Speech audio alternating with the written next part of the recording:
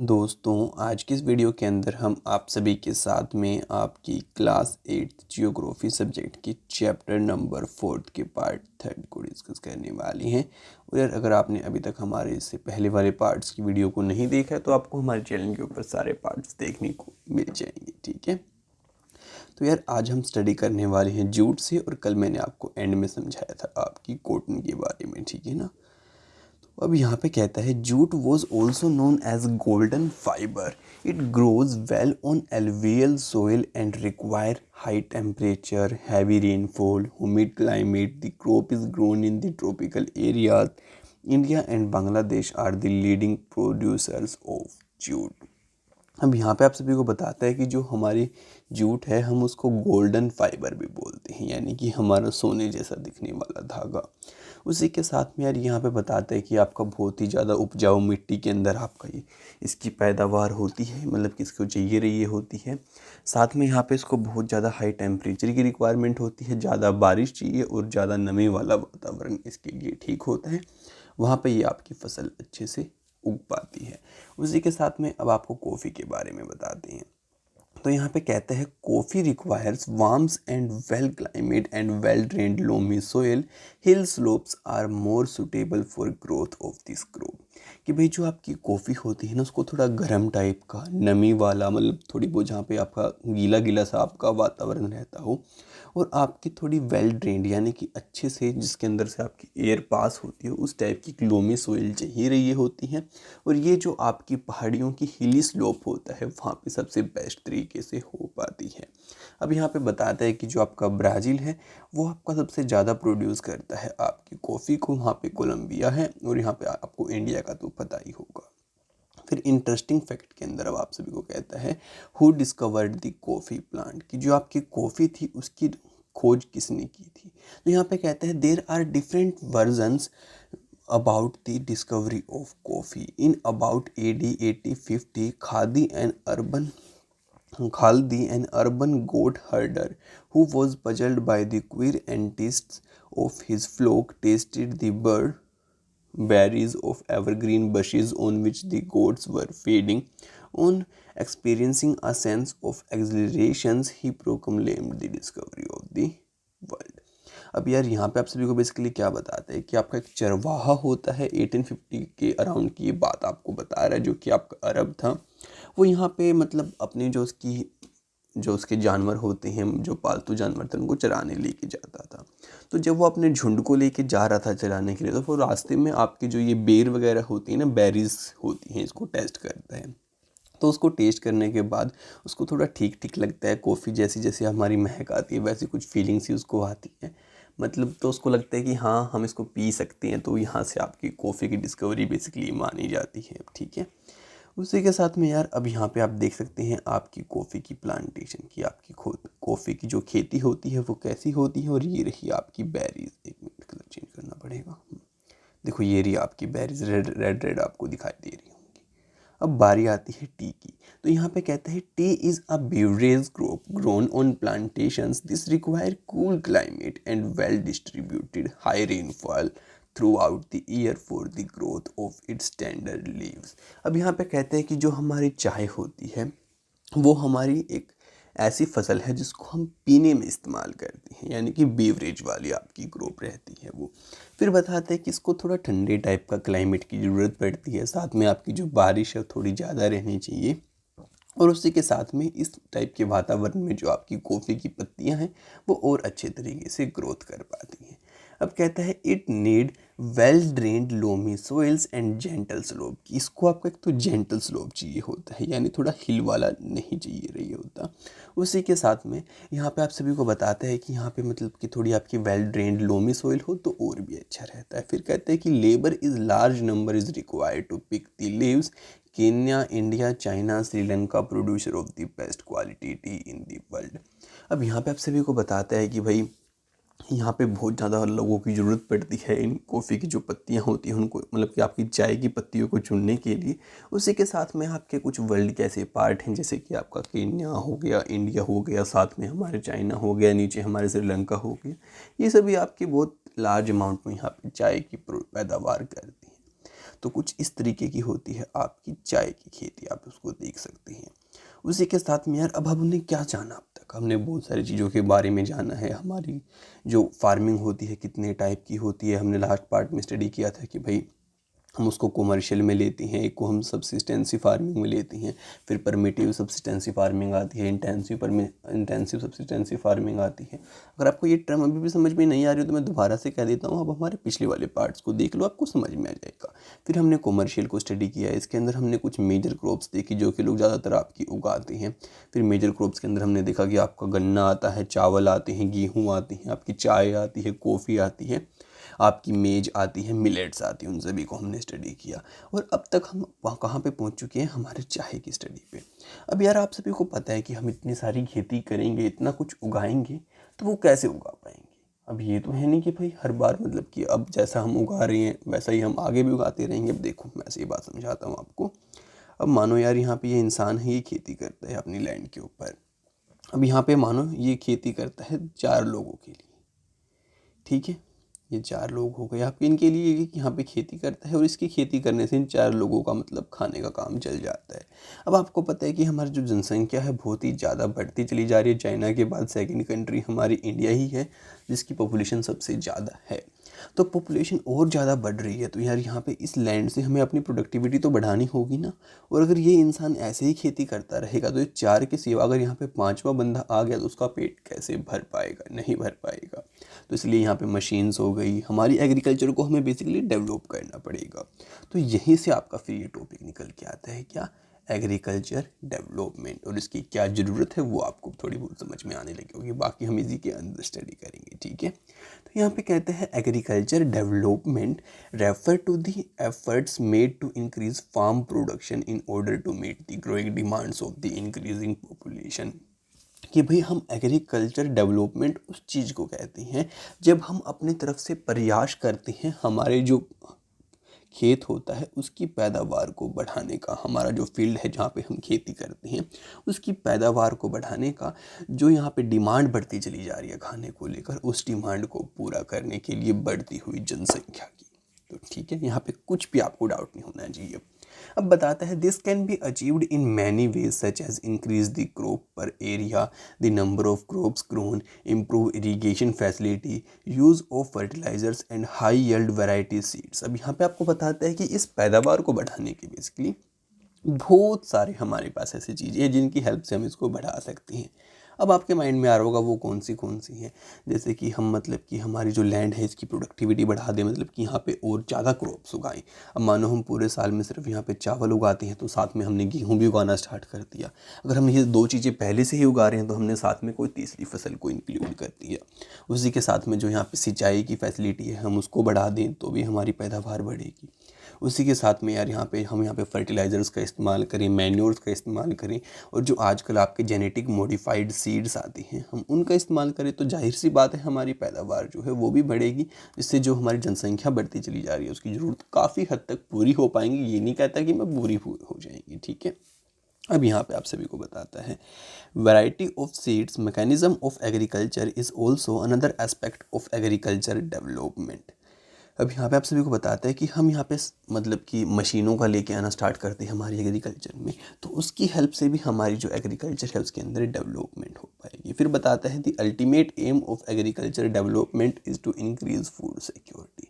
कि अगर हम आपको मोटे तौर पे बताएं कि हमारा एग्रीकल्चर डेवलपमेंट से क्या अभिप्राय है, तो वो सिर्फ हम इतना कहना चाहते हैं कि हमें बेसिकली जो हमारे इंडिया है वहाँ पे फूड सिक्योरिटी को लाना है, ताकि यहाँ पे कोई भी इंसान भूखा ना सो पाए, सभी का पेट भर पाए, ठीक है। अब यहाँ पे कहता है कि agriculture has developed at different places in different parts of the world. कि भाई आपकी जो खेती है वो यहाँ पे डेवलप हो रही है आपकी अलग अलग जगहों पे वर्ल्ड के अलग अलग पार्ट्स के अंदर। फिर बताता है कि developing countries with large population, developing countries with large population usually practice intensive agriculture where crops are grown on small holdings mostly for subsistence. Large holdings are more suitable for the commercial agriculture as in the USA, Canada and Australia. With the help of two case studies of farms, one from India and other from USA, let us understand about the agriculture in the developing and the developed countries.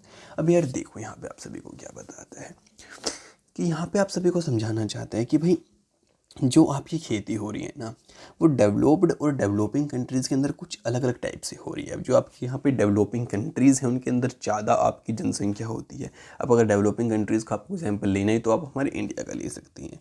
यहाँ पे जनसंख्या बढ़ती चली जा रही है और आपको पता है कि ज़्यादातर जो लोग हैं उनके पास अपने खुद के खेत होते हैं, ठीक है, और वो वहाँ पे ज़्यादातर जो उगाते हैं वो सिर्फ अपने परिवार की ज़रूरतों को पूरा करने के लिए उगाते हैं। उसके बाद जो एक्स्ट्रा बच जाता है उसको जाके आपकी मार्केट में बेच देते हैं, ठीक है, ये तो आपको पता ही होगा। उसी के साथ में अब यहाँ पे बताता है आप सभी को कि जो यहाँ पे आपकी डेवलप्ड कंट्रीज़ होती हैं जैसे कि आपकी यूएसए हो गई, कनाडा हो गई, वहाँ पे बेसिकली क्या सीन है कि भाई जो आपकी जो ज़्यादातर लैंड है वो आपकी कॉमर्शियली यूज़ होती है, यानी कि भाई वहाँ पे आपकी जो कॉमर्शियल क्रॉप्स होती हैं जैसे कि आपका गन्ना हो गया, आपकी ये हो गई मतलब कि जो कॉर्न होती हैं, उसी के साथ में आपकी मतलब कि जो फसलें होती हैं जैसे कॉटन भी हम लगा सकते हैं, यानी कि जो आपकी बिक सकती हैं सिर्फ पैसा कमाने के जरिए से, वो उनको आपकी उगाई जाती हैं और बहुत बड़े स्केल पे उगाई जाती हैं, बहुत बड़ी डिमांड्स को पूरा करने के लिए, ठीक है ना। बस ये बात आपको बताना चाहते हैं। अभी भी ऐसी बहुत सारी बातें हो सकती हैं जो कि आपके माइंड में ना क्लियर हुई हो तो कोई चिंता वाली बात नहीं है। अब मैं आप सभी के सामने दोनों एग्जाम्पल लेने वाला हूँ। हमारे इंडिया का एग्जाम्पल भी हम लेंगे और फिर आपकी यूएसए में कैसे खेती होती है अमेरिका के अंदर, हम वो एग्जाम्पल भी लेंगे। तो आप साथ आप एक काम करना, पहले इंडिया को समझना है फिर यूएसए को समझना और साथ साथ आपको अपने माइंड में दोनों को कंपेयर करते हुए चलना है, ठीक है। तो मैं नहीं कह सकता फिर आपको कोई भी डाउट बचेगा, फिर आपके सारे डाउट्स क्लियर हो जाएंगे। उसी के साथ में यार फिर यहाँ पे डू यू नो के अंदर आप सभी को फैक्ट बताता है और कहता है food security exist when all people at all time have access to sufficient safe and nutritious food to meet their dietary needs and food preference for an active and healthy life. कि भाई food security से हमारा मतलब ये है और ये तभी आपकी आ पाएगी जब हर एक पर्सन के पास हर एक टाइम पे, यानी कि जब भी उसको खाने की ज़रूरत हो उसके पास एक पर्याप्त खाना हो, सेफ खाना हो, साथ में उसके अंदर पूरे पोषण आपके होने चाहिए ताकि उसकी कोई भी मतलब की बॉडी के अंदर कमी ना रहे और वो अपनी ज़रूरतों को पूरा कर पाए, ठीक है। तो चलो यार अब हमारे इंडिया के एग्जाम्पल से स्टार्ट करते हैं, फार्म्स इन इंडिया, फिर हम स्टडी करेंगे यूएसए को, तो ध्यान से समझना आप, ठीक है। अब यहाँ पे आप सभी को कहता है there is a small village Adilabad in Ghazipur district of Uttar Pradesh. Munna Lal is a small farmer in his village who has farmland of about 1.5 hectares. His house is the main village. He purchases high-yield variety seeds from the market every alternate year. The land is fertile and he grows at least 2 crops in a year, which he normally wheats or rice and pulses. The farmers take advice of his friends and elders as well as the government agriculture officers regarding the farm practices. He takes a tractor on rent for plowing his field, though some of his friends still use traditional methods of using bullocks for the blowing. There is a tube well in the nearby field which he takes on rent to irrigate his field. अब देखो यार यहाँ पे आप सभी को क्या बताता है, कहते हैं कि आपका जो उत्तर प्रदेश आपका स्टेट है वहाँ पे आपकी गाजीपुर डिस्ट्रिक्ट के अंदर आपका आदिलाबाद नाम का एक गांव है, वहाँ पे आपका मुन्ना लाल नाम का एक किसान रहता है, ठीक है जी। तो अब कोई डाउट नहीं होना चाहिए यहाँ तक। यहाँ पे कहते हैं कि जो आपका मुन्ना लाल है, अब ये हो गया आपका, हम मुन्ना ही बोल देते हैं, जो आपका मुन्ना है उसके पास 1.5 हेक्टेयर की आपकी ज़मीन है, तो ये मान ली हमने मुन्ना की ज़मीन, ठीक है जी। ये 1.5 हेक्टेयर की ज़मीन है मुन्ना की। तो यहाँ पे बेसिकली क्या है, मुन्ना खेती करता है और यहाँ पे बताते हैं कि मुन्ना मतलब एक साल छोड़ के उससे नेक्स्ट साल आपके जो मार्केट से बीज खरीद के लाता है HYV सीड्स, जो कि आपकी ज़्यादा पैदावार देती हैं, ठीक है। तो हो सकता है कि बीच में वो अपने खुद से बीजों का इस्तेमाल करता हो। तो उसी के साथ में यहाँ पे बताता है कुछ इस तरीके से वो यहाँ पे अपने खेत के अंदर खेती करता है और साल के अंदर 2 फसलें उगाता है, एक तो हो गए आपके चावल और एक हो गए आपके गेहूँ, यानी कि राइस और व्हीट, ठीक है।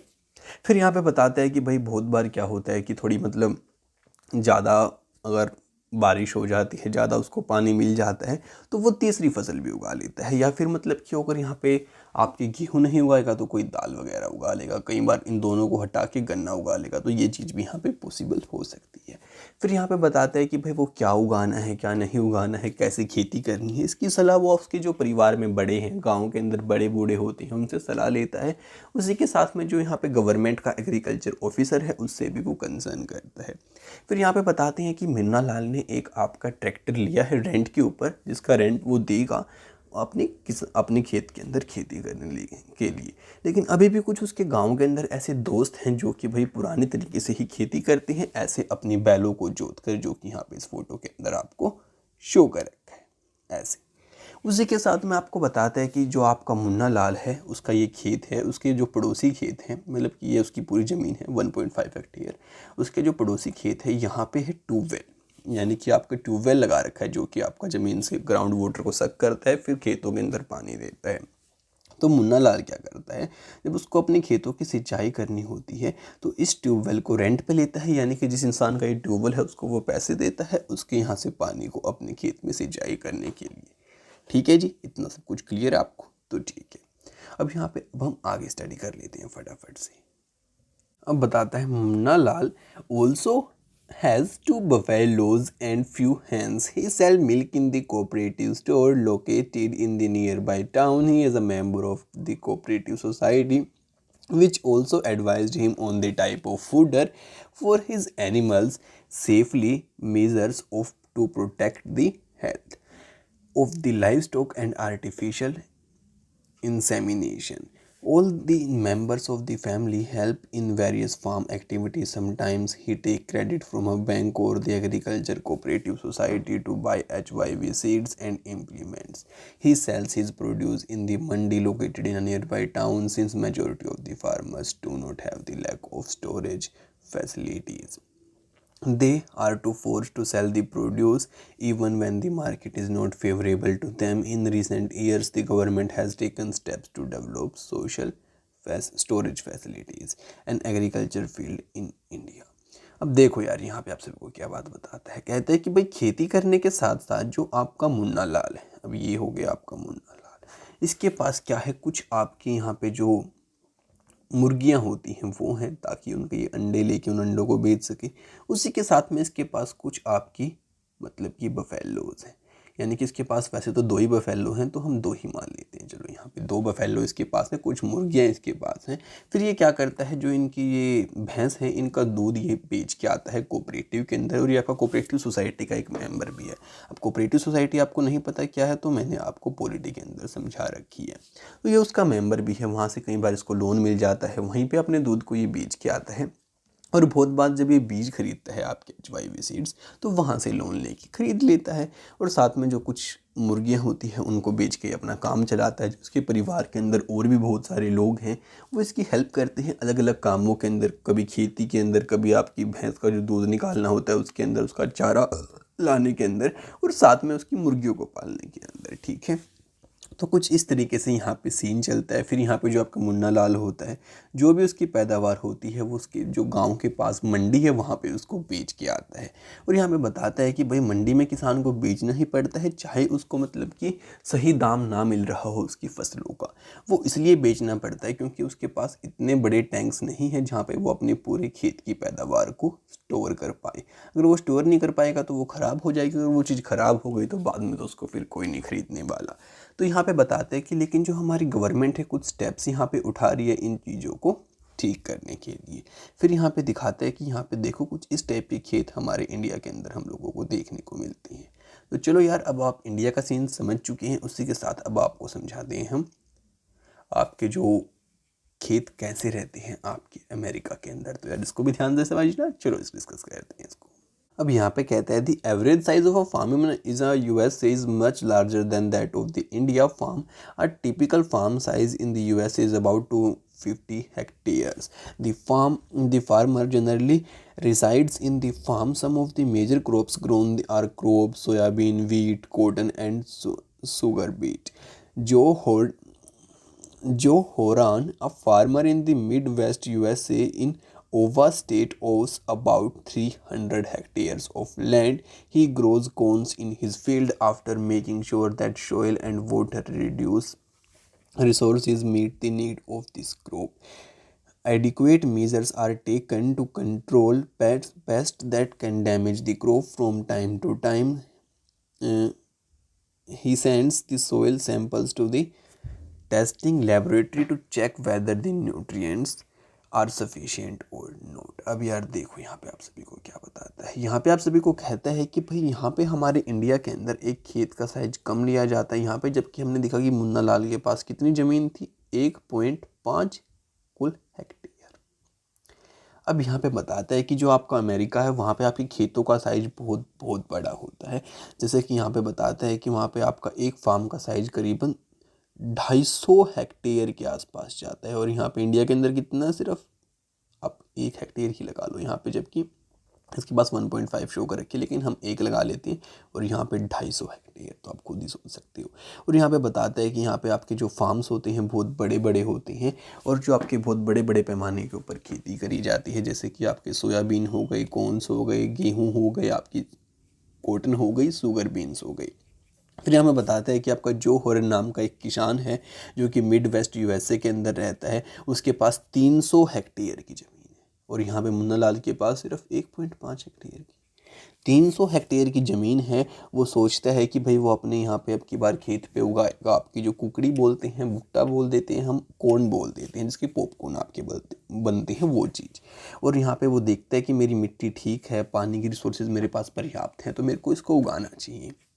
फिर यहाँ पे उसको जो आपके कीड़े वगैरह लग जाते हैं फसल्स में, उनको बचाने के लिए वो यहाँ पे आपकी उसने जो भी बचाने के तरीके होते हैं उनको पहले से ही डिसाइड कर लिया है। उसके बाद यहाँ पे आपको आपकी जो उसकी खेत की मिट्टी है उसको वो बार बार सैंपल के लिए भेजता रहता है लेबोरेटरी के अंदर कि भाई यहाँ पे क्या पूरे न्यूट्रिएंट मेरी मिट्टी के अंदर हैं या फिर नहीं है, इस चीज़ का पता करवाने के लिए। उसी के साथ में फिर कहता है the result help Joey Horan to plan a scientific fertiliser programme. His computer is linked to the satellite which give him a precise picture of his field. फिर यहाँ पे बताता है कि वो पूरे अच्छे तरीके से फर्टिलाइजर्स का यूज़ करता है, साइंटिफिक फार्मिंग करता है, एंड साथ ही वो एक सैटेलाइट की हेल्प से अपने खेतों के ऊपर नज़र भी रखता है ताकि उसके जो खेत हैं वहाँ पे दिखाई दे इसकी, वो समझ सके कोई दिक्कत नहीं है, सभी जगह फसल अच्छी हो रही है मेरे खेत के अंदर। फिर यहाँ पे बताता है this help him to use chemical fertilizers and pesticides whether they are required. और उसी की हेल्प से यार वो यहाँ पे अच्छे तरीके से वहाँ पे अपने मतलब कि केमिकल फर्टिलाइजर्स और पेस्टिसाइड्स का भी इस्तेमाल कर पा रहा है। फिर यहाँ पे बताते हैं कि he uses tractor, seed drills, levellers, combine, harvester and threshers to perform various agriculture operation. फिर वो यहाँ पे अलग अलग तरीक़ों की मशीन का इस्तेमाल करता है, आपके ट्रैक्टर का, सीड ड्रिल्स का, लेवलर्स का, कंबाइन हार्वेस्टर्स का, थ्रेशर्स का, अपनी खेती को अंजाम देने के लिए, यानी कि अपने काम को करने के लिए। फिर बताते हैं आ grains are stored in the automated grain storage और डिस्पैच टू मार्केट एजेंसीज की। फिर यहाँ पे उसके पास बहुत बड़े बड़े उनकी जो फसल है उसको स्टोर करने के लिए उसने वो बनवा रखे हैं, वहाँ पे अपनी फसल को स्टोर करता है, फिर बाद में मार्केट के एजेंट्स के पास उसको पहुँचाता है। फिर बताता है the farmer in the USA work like a businessman and not like a peasant farmer. कि भाई जो यहाँ पे हमारे अमेरिका के अंदर हमको किसान देखने को मिला वो एक बिजनेस की तरह काम कर रहे हैं, अब आप सभी ने भी देखा। उसी के साथ में जो हमारे इंडिया के किसान हैं वो आपने देखा कि एक पीजेंट फार्मर की तरह काम करते हैं, यानी कि जो एक थोड़ा मजदूर टाइप का काम होता है वो वाला। अब खुद यार यहाँ पे डिफरेंस देख सकते हैं कि यहाँ पे हमारे पास कितनी ज़मीन है, 1.5 हेक्टेयर, और वहाँ पे उनके पास कितनी है, 250 हेक्टेयर का वो एक फार्म मानते हैं। तो आप सोच सकते हैं, जबकि यहाँ पे 300 हेक्टेयर है इस बंदे के पास, इसकी हमने स्टोरी अभी डिस्कस की। तो यहाँ पे कुछ इस तरीके के खेत आपके अमेरिका के अंदर दिखाई देते हैं, आप उनको देख सकते हैं। और यहाँ पे ये देखिए आपके जो प्लेन्स होते हैं इनकी हेल्प से यहाँ पे ये पेस्टिसाइड्स को अपने खेतों के ऊपर डालते चले जाते हैं। उसी के साथ में आप ये देखिए यहाँ पे किस तरीके से अपने यहाँ पे ट्रैक्टर का, इन सभी चीज़ों का इस्तेमाल करके अपनी जो खेती है उसको परफॉर्म करते हैं। तो इसी के साथ यार ये हमारा चैप्टर यहाँ पे कंप्लीट हो जाता है। अब नेक्स्ट चैप्टर की वीडियो आप सभी को बहुत ही जल्दी देखने को मिलेगी, तो उसको सबसे पहले देखने के लिए चैनल को सब्सक्राइब करना, साथ ही बेल नोटिफिकेशन को ऑल पे सेट करना बिल्कुल भी मत भूलना। एंड हाँ, एक इंपॉर्टेंट बात, अगर आपने अभी तक इस वीडियो को अपने फ्रेंड्स के साथ में शेयर नहीं किया तो फटाफट से शेयर कर दो ताकि उनकी भी हेल्प हो पाए और उन्हें भी नॉलेज मिल पाए। तो आपसे मिलते हैं नेक्स्ट वीडियो के अंदर बहुत जल्दी, तब तक के लिए माय फ्रेंड्स, बाय बाय।